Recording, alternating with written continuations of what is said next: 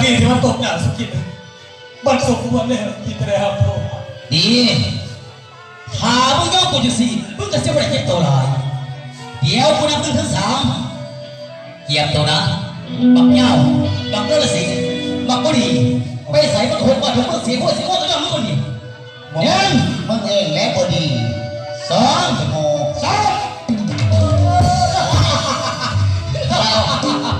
โอ้ยจะแบบกูสะใจดีสิ่งที่กูได้ทำต้นก่อนดีกูจะไปถวายพ่อกูจะมีความสุขกูชิลังสิลวงไปโอ้ยบ้าเอาไปในบ่อปูนี่ห่วยถ้าว่าคือเกงตายแม่มันโกงตายขามันแตกฮะบอกให้ปัดที่ผ้าเป็นบัวมีว่าหมอยาแถวนี้เนาะให้แดงให้ไก่กันบัดน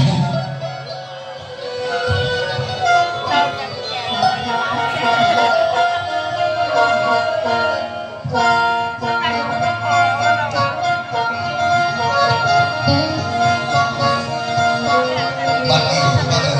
ส่วนสุกินบาดทางเท้าบางไม้เอาซีดีในตอนนั้นก็ไม่ยังบัดนี้มันเสียใจกับแขน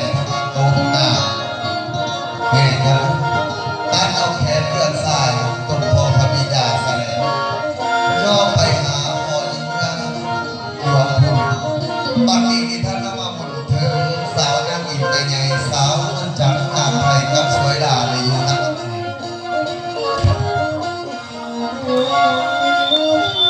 อะไรมาพี่เจ็บนะอยากงานกับว่าเห็ดซอยบ้านขักบ้านแหน่อะไรนี่มันพี่ดอกโอ้ยตั้งแต่มาอยู่กับคนกับ3คนโอ้ยลูกหลานใหญ่เลิกขึ้นมากก็บ่ได้บอกก็บ่ได้สอนปล่อยกันวันจันทร์จะเป็นสารรถใส่คนพ่อคนแม่มันใส่จะเป็นเมียหน่อยเขาเลยจะเป็นสารใส่ห้ามว่าลูกหลานเขาจะเป็นอะไรมาจากไหนบ้านนี้มาเป็นเอ็นไปเที่ยวก็บ่ได้ออกบ่ได้ล่าอ้าวตุกวันนี้ผู้ใดไม่อยู่ดีอีกนะฮะโอ้ยกินซะเพราะมันแล้วไปเขาทำนี่อีกฮะโอ้ยกูโอ๊ตจะเลยโอ๊ตรถใจขับใหญ่ทีเดียวนวลเลยนวลกูแหงหิวแล้วนวลไปใจแพงเอ้ยบางเจ็บบัดอดเอ็นบ่สบายหันพ่อลูกได้ละลูกเต้ากับจับกระใสมากกระใสลูกหลานกระลายโอ้ยปล่อยโอ๊ตเถอะปล่อยให้ตะเบียเลี้ยงกันไรไส้อยู่นายศาสตร์นายจินเกิดมาเป็นขี้ข่อยขี้ขาเขานี่ไม่ตายแต่เขาใส่อะไรก็ใส่คุณโอ้ยว่าสิตายบ่ใส่แท้ใส่บ้าเจ้าคนแล้วใส่แท้ใส่บ้าขอโทษคอยให้คุณแห้งคุณใส่บอกแล้วละทีเดียวโอ้ยขอบคุณแห้งนวลโอ้ยหาตาก็สีแห้งอาศัยดูพ่อประจักษ์ว่าไปจังไรมาจังไรลูกก็ว่าอร่อยดอกนอนเลยเอาสงสารถูกที่เราไข่บ้านน้ำก็ป่วยแค่อาจีตาเหลืองตาลาเกิดเป็นวัน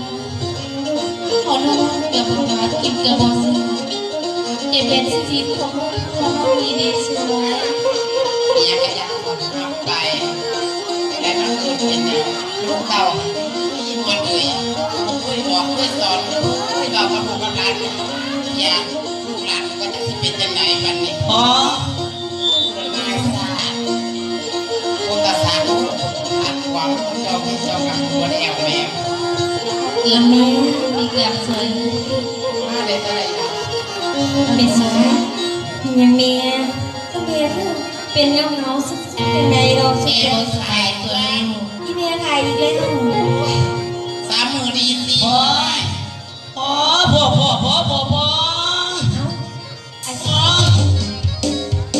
เมียอันพ่ออยู่ใส่เมียไอ้สุดเจี๊ยบดูได้ยังมาแต่พ่อนี่เมียพ่ออยู่ใส่เมียพ่อก็อยู่นี่แหละไม่เย็นที่จะพี่เบียร์แต่กับพ่อโอ้ยเขากินอยู่แล้วเนาะเขามีคนไอ้พ่อตัวเมียพี่พ่อมีมาให้พ่อกับแม่เบิกก่อนก็ได้ดีมาแต่ถ้าไปบอกได้แต่ว่าอันเดียวสิเบิ่งนี่เพราะว่าอีพ่อจะเอาเขาสิเลยขึ้นในข้ามตัวเมียอยากได้อย่างพ่อก็สิให้ ให้แม่เบิ่งกันไรเงินคือกับตัวลูกว่าแม่กับพ่อเนาะ ไม่ได้ไอ้แต่ยังไม่สตีบางกายตัวไอ้ ภาษาแม่สิบ่ตัวเขาสมอง นี่เดี๋ยวก่อนกูละลูกตายกับพวกมึงนี่แต่แม่ตายแต่ต้องแปลทั้งลูกกันเด็กกับตื่นเต้นเอี้ยเลยก็เป็นเรื่องกันก็ได้บุไรหนาได้ทางทางปากกับมาทองอีกไอ้มึงไปเห็นยังมั้ง เอาสนใจสมุดสนใจอยู่กับแม่สวยเนี่ย กูแปลลูกมึงแหม ไอ้ชิเทีย เป็นอย่างกูเว้นให้กับผมเป็นยัง ไปเบิ่งหนูหันไปเบิ่งแน่ จ้า อ่า ดูไรอย่างถ้าเป็นดูเสืองอย่างก็บ้าให้แม่เบิ่งก่อนก็ได้ลูก อันตกลงมาพาสุกินให้แม่บ้างอยากได้อย่างแม่ก็ใส่สุกินตามที่พบหมาย ไปเบิ่งแล้วมันอยากกับสารและตายแต่มึง ก็ได้อยู่วันนี้อันนี้มันหมอหวานทั้งหลังพี่ทั้งหลัง กูกับว่ากูเคยเบิ่งกูกับว่าอยากเบิ่งแล้ว ไม่ออกไปแล้วเจ้าก็ได้ที่นั่นคนที่เป็นเหนียวตายไม่เป็นแม่จากสี่ทั้งแม่ว่าที่นี่สุกินกันสิ น้องก็อยาก เพื่ เบิ่ อน ง ที่ อี กั ก นต้องได้ แขนตัวแม่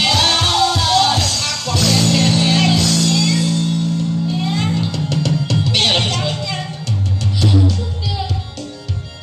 แม่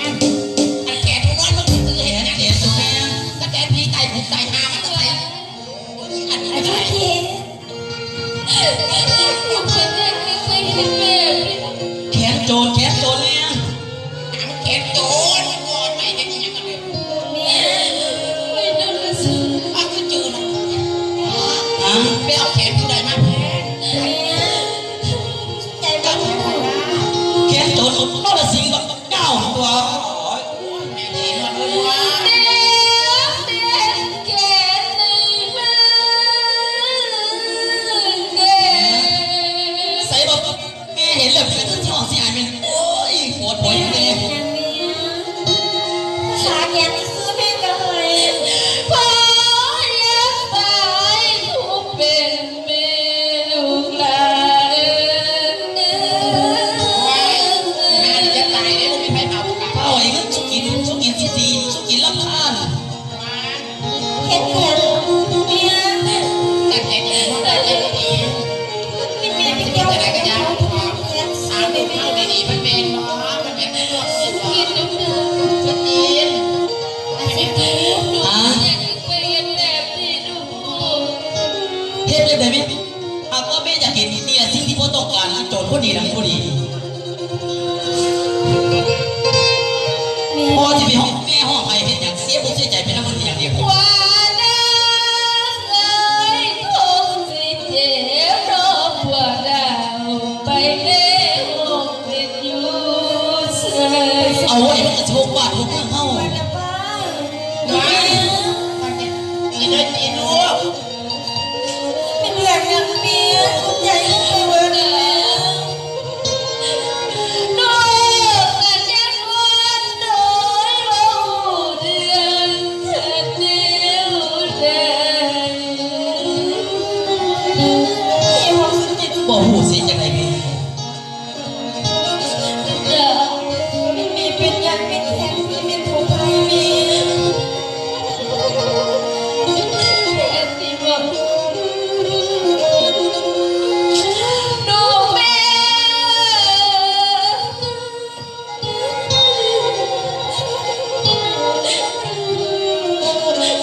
ดีก็แค่น้องบอกแก้ว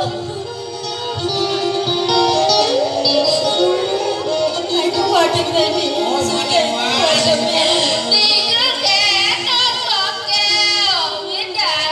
เอ้ยผู้เป็นพ่อลูก เฮ้ยเอาหาบอลมันจะเป็นพ่อทุกยินได้จังไงบักโจรสิแบบบักคนบักนั่นละสิพ่อเขากับคนภาษาคนเดียวเท่านั้นเอง เป็นความจริงทางใจเมีย ดูแม่เอ้ยถึงความจริงรอแต่แม่จ๋าเบาให้คอยฟัง เมียเป็นยังกูบอกเมียทุกสิ่งที่มีในเมีย และก็ตักษานั่นเลย แล้วก็เป็นสักเป็นไทยเมีย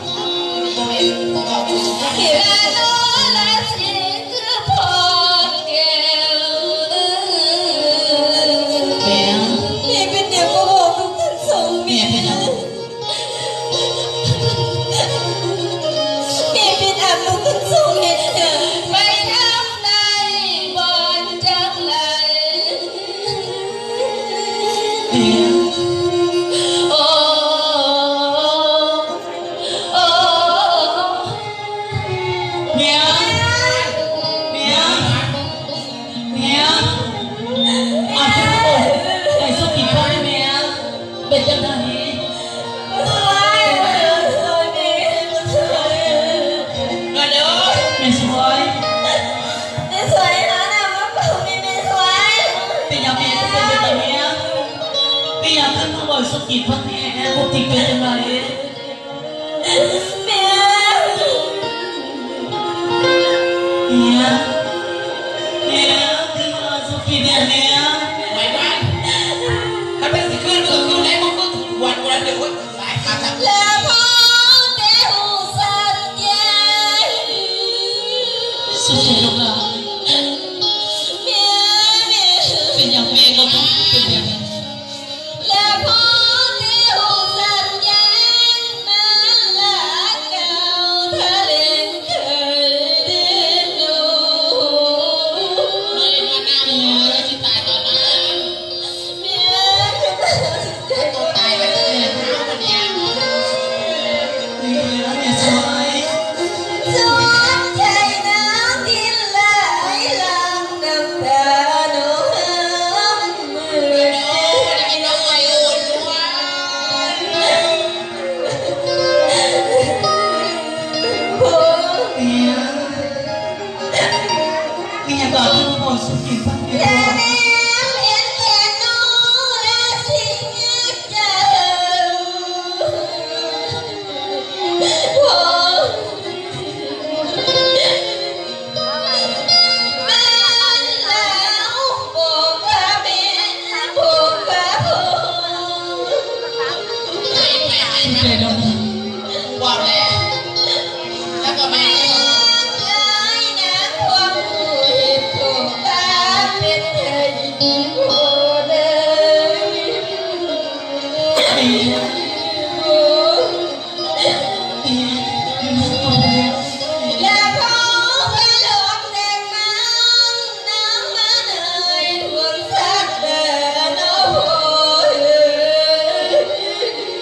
เอาอะไรยังไงนะ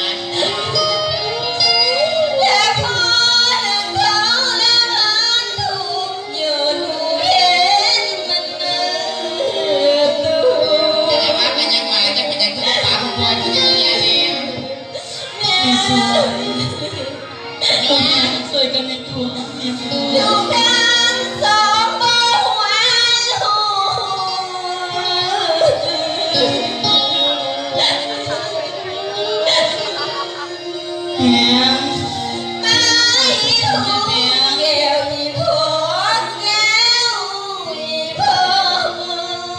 เมนในลาเมนพ่อเมนรู้ว่าคนนั้นพ่อตัวอีดี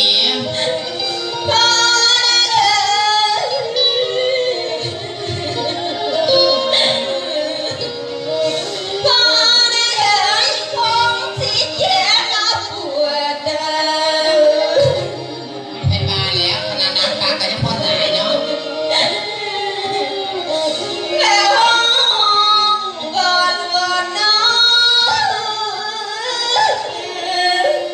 โอ้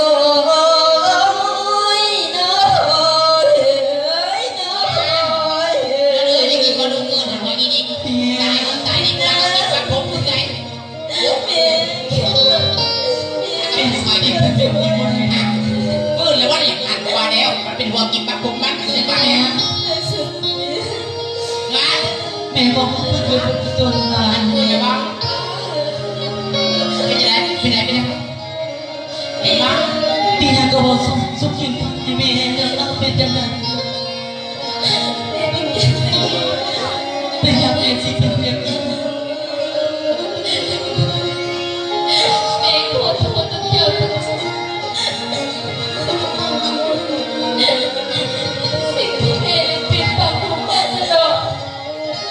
แม่เป็นคนดูเห็นยัง เจ้าถือใช้บังคับของเขา ฮะไม่ก็บอกพอสุกินเป็นพอนั่นสิ่งสันบอก นั่นคือพอแทนของเจ้าทุกอย่าง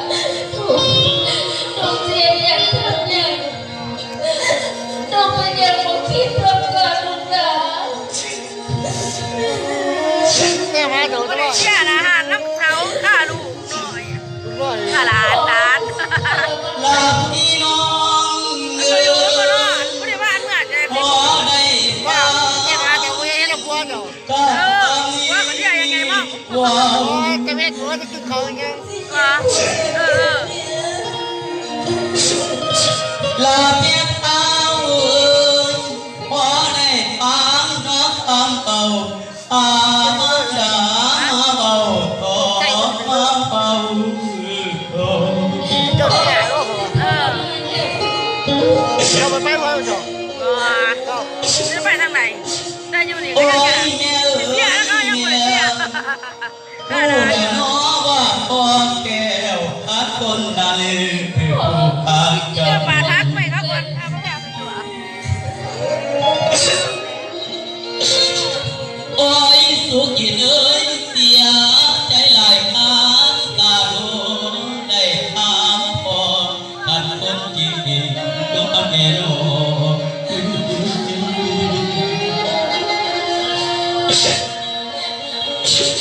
โอ้ยแม่เอ้ยแม่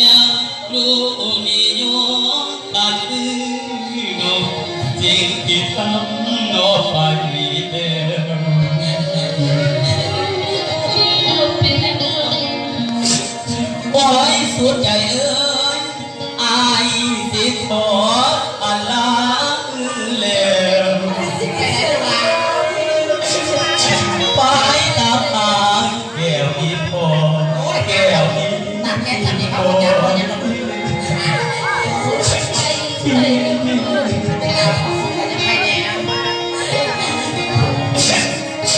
โอ้ยสุดใจเอ้ยเบิ่งแน่เด้ออันแน่แก้วเบิ่งแน่ที่คันแน่แก้วตัดตามทางที่สิเอามาโอ้ยสุกินเอ้ยสวนวัดไก่มันสิฟ้า โอ้ยหลานตัดแต่งนี้หลานตัด โอ้ยละพี่น้องเอ้ยสวนสุกินมันสิฟ้ายามผู้คนที่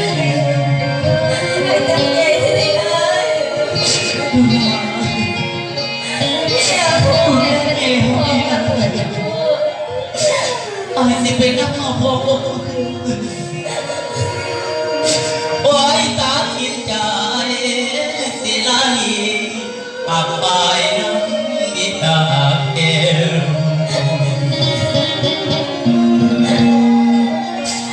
โอ้ยพอเอ้ยคนเซลเซลมาเบาคือทำลายแก้วอีพอแก้วอีพอ